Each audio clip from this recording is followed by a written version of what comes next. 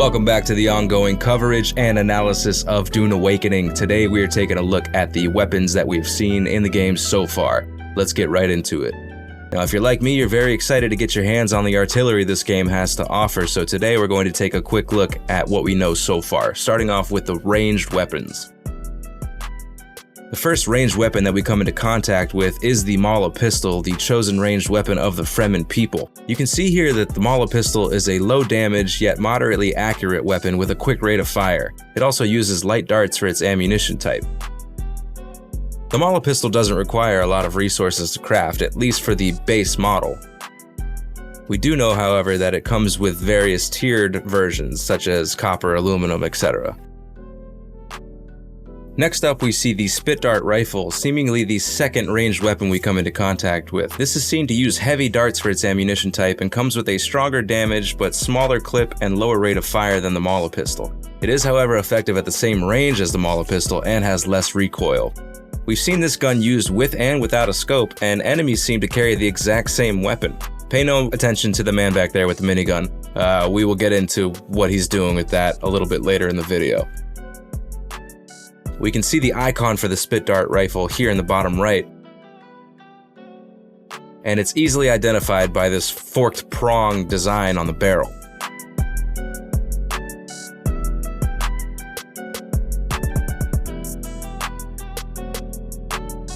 We've also seen this and a few other weapons come with these gas canisters attached to the stock.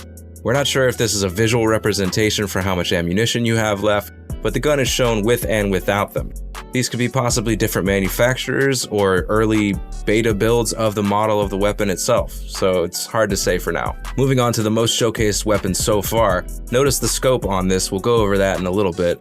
This is the Gauss Rifle, denoted by the crescent-shaped stock and the honeycomb bolt pattern on the body of the gun. You can clearly see a rack on top of this gun for a scope. To me, this suggests weapon customization possibly. Also notice the open-mouth tuning fork style barrel that you see there. We don't know the ammo type for this one, but the projectiles do seem to be energy-based. You can see the icon in the bottom there even showcases the honeycomb bolt style pattern. So that's a good signifier that we're talking about the same weapon here in between these clips.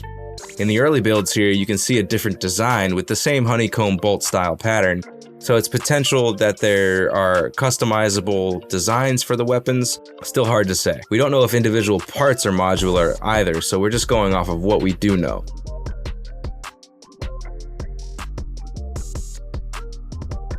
You can see it in motion being used here as sort of a nice effective mid-range weapon. We also see variable clip sizes with this weapon. Some reloads give 20 rounds back and some give 27, so again, to me, it suggests possibly weapon customization. You will also notice different styles of bodies in a few clips. There's the honeycomb bolt style pattern on the body, but you will also see this 4 vertical tubes running down the side of the body here. I would say that these are different weapons, but they both share the same icon on the bottom that has that honeycomb bolt pattern. We even see it here. There's also this sort of muzzle brake style barrel, which I would say is a different weapon, but we've seen that in a clip where it has the same icon. Crescent-shaped stock, 4 vertical tubes, muzzle brake barrel. Overall, this seems to be a mid-sized clip of moderate damage, probably less damage than the Spitdart, but acts as a decent mid-tier assault rifle.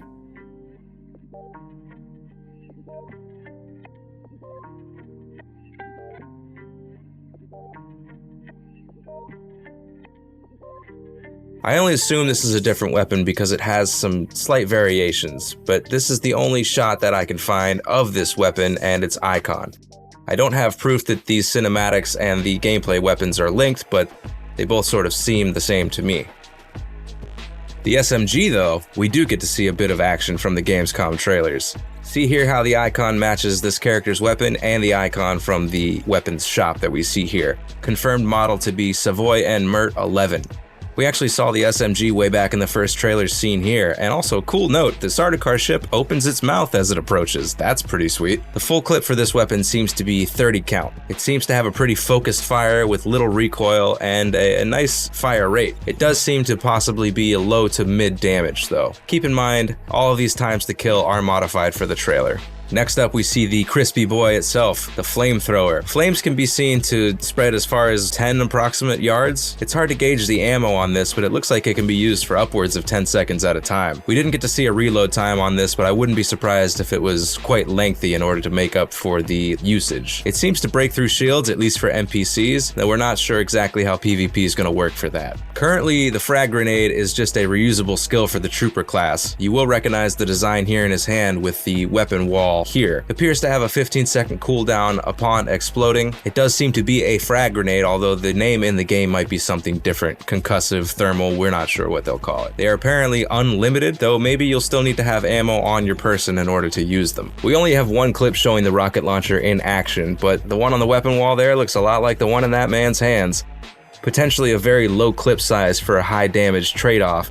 Seems great for anti-vehicle offense, though I will say vehicle destruction likely takes more than one hit like we see here in the trailers. Devs have confirmed, however, there is no smart missiles or locking on, so be accurate.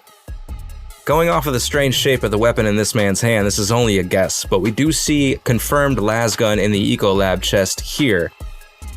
Though it doesn't exactly look like the same shape, things can change in the design, so we don't really have say either way. Potentially these could all be Lasguns, but this is currently speculative, though this tank clip is the most suggestive evidence of a laser weapon in action. Speaking about miniguns again, in particular I'm referring to this tank-mounted weapon. It does seem to fire some sort of a pulse round. You can see a typical chain gun or a minigun icon shown here, though we do see an enemy carrying a similar two-handed weapon here. We're not sure if this weapon is even usable by the player, but we do know the one on the tank is. Currently, we don't have any real information on the LMG. All we can say for sure is that we have proof of the icon in the weapon shop shown there. The only one I can think is close is this, but that looks like maybe a black painted SMG, so who knows. This mystery pistol doesn't seem to resemble the Maula Pistol seen earlier. It does have the same kind of honeycomb bolt style pattern that we saw on the Gauss Rifle. Possibly it's a more powerful pistol option after you unlock the Maula Pistol. You can see a difference in the models here, so I'll leave you to decide. The weapon I'm most excited about is probably going to be the scatter gun. This is the shotgun equivalent in Dune Awakening. So far, it's got the coolest design, I think. It looks like a nice beefy boy. We don't have any specs on it yet, but you do get a sense of the spread and firing style here. It seems to have quite a long range, but possibly is not very super effective at that long distance. But they're taking shots from way far away, so who knows? Could be a clutch. Moving on into melee. The very first weapon that we encounter in the game is going to be the scrap metal knife. This is something you unlock in the tutorial cave at the beginning of the game. It's cheap to craft, only requires a few pieces of salvaged metal, and has a damage type of melee slash. This suggests that there's other damage types, possibly stab, slice, things like that. And it's likely going to be useful for some in-world interactions such as opening water seals. Next we see the CHOAM Sword. This is the first major melee weapon we've been really shown so far. It seems to be a tiered weapon as we can see in the shop with different metal upgrades. These other swords could be different as they are sharpened to one side instead of the pointed sharpening we see on the CHOAM Sword. We have seen a few Swordmaster skills which obviously will need a melee weapon to work. There seems to be a fast and slow strike mechanic for melee, with slow attacks taking stamina and being more costly to the player, and fast strikes being low damage and possibly not as effective against shields. The movement with melee looks slow and methodical, deliberate. People say the animation looks janky, but I really wholeheartedly disagree. I think what people are seeing is a slower, more involved system where stabbing and swiping costs time and has potential for telegraphing so that other players can counteract that. We will see how it plays out, of course, and melee is still in development. There's no confirmation on this actually being a Kindjal. It could very well be a Chris knife, though Intuition tells me it just might be, as this metallic shine it has doesn't seem to suggest it being made out of worm tooth material. We haven't seen this one in action just yet, and I would expect it to have some advantage over the longer swords. Otherwise, I don't really know what the benefit would be to using shorter bladed weapons. Maybe a speed increase, or there's poison modification potential there. This one is just a concept art, but some sharp eyes have caught on to this image of a Harkonnen character sporting this long-ass sword. I don't have enough lore knowledge to know if this type of weaponry was ever used in Dune, but I trust the devs have done their homework and they know what they're doing. We did hear Joel mention a list of weapons way back in an early video, including short swords, crysknives, Kindjals, and Rapiers. It took me a while to realize that we had this video evidence under our nose the entire time, but here is a very brief glimpse of the Rapier being held by a Mentat character just before using the battlefield calculation. This character is actually the man on the left in the Harkonnen trio, Mr. Invisicloak himself, sporting a Rapier. Another sharp eye in the Discord noticed the Harkonnen soldiers in this faction cutscene standing at attention with long spears in hand. There's no evidence of this being usable in the game, but they're most certainly right there for everyone to see, so who knows. Last but not least, and I'm not sure it qualifies, but Thumpers? Technically it's not ranged or melee, and it doesn't do any direct damage, but if it's used right, it's definitely a killer tool. And you do need to deploy it by hand seemingly, so I figured, hey, throw it into the list.